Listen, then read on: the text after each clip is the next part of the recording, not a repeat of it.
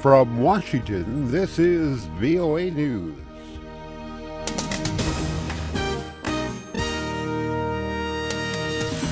Iran accepts an invitation to take part in a Syrian peace conference. Add insulting the judiciary to the list of charges against the former Egyptian president. I'm Ira Mellman reporting from Washington.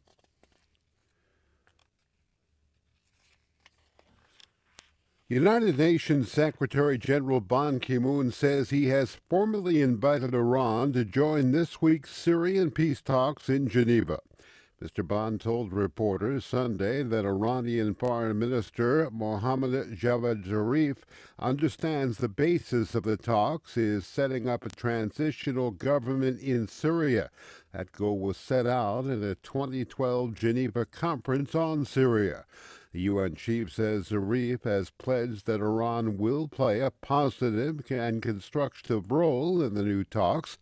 Iran has so far rejected the Geneva I declaration because a transitional government in Syria likely would exclude President Bashar al-Assad, a major Iranian ally. But Mr. Ban said he is convinced Iran eventually will accept Geneva I. U.S. President Barack Obama says he is haunted by what is happening in Syria, but not by his decision not to get the U.S. involved militarily. In an interview with the New Yorker magazine, Mr. Obama said it is magical thinking to believe that arming the opposition earlier would have gotten rid of Syrian leader Bashar al-Assad by this time. The president said only U.S. involvement in Syria at the scope and size of the war in Iraq would have led to a better outcome. He told the New Yorker that the United States must work with those who have been financing the opposition to make sure no extremist groups emerge from Syria, the same way the Taliban came out in Afghanistan. Ousted Egyptian President Mohammad Morsi, already on trial for allegedly inciting violence, also will be tried on charges of insulting the judiciary. Egypt's state-run news agency reported Sunday that just before the military threw him out of power, Mr. Morsi accused a judge of election fraud during a speech. The former president already is being tried for inciting violence that led to the death of protesters. He also is facing two other trials, one for allegedly spying and another on charges of organizing a prison break. Leaders of Mr. Morsi's Muslim Brotherhood movement also face similar charges. Egypt's military overthrew Mr. Morsi in July when the opposition accused him of grabbing too much power. Egyptians voted almost unanimously in favor of a new referendum last week to replace Mr. Morsi's pro-Islamist constitution with a new one. Political analyst Hesham Kassem says there is hope among Egypt's youth after more than 98% of voters back the new constitution. The outcome of the referendum is a very clear sign that there is a political process, a mainstream political process that has been created, you see, because we had the Muslim Brotherhood who insisted on taking the Egyptian nation on their negotiation table, okay, the negotiation table of a religious cult.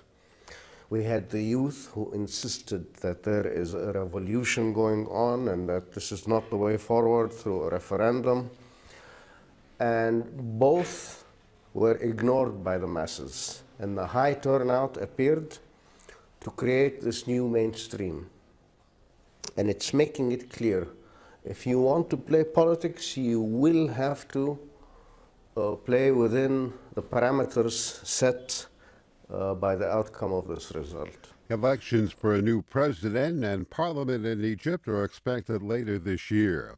Iraqi tribal militias backed by police, special forces, and helicopter gunships have launched an offensive to push al-Qaeda-linked militants from Ramadi, the capital of western Anbar province.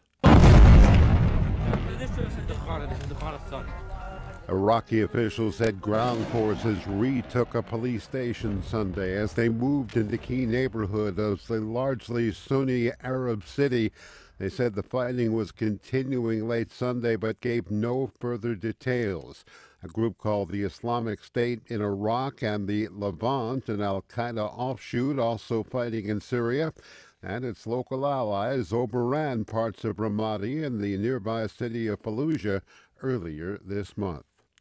A bombing, as claimed by the Pakistan Taliban, has killed at least 20 Pakistani soldiers and wounded 30 others. The explosion Sunday ripped through a military convoy as it prepared to leave the town of Banu to go to the North Waziristan tribal region. That's a stronghold for al-Qaeda-linked militants. Officials of Pakistan's army said the bomb was planted in a civilian vehicle that had been rented locally to transport the troops. I'm Ira Mellman, VOA News.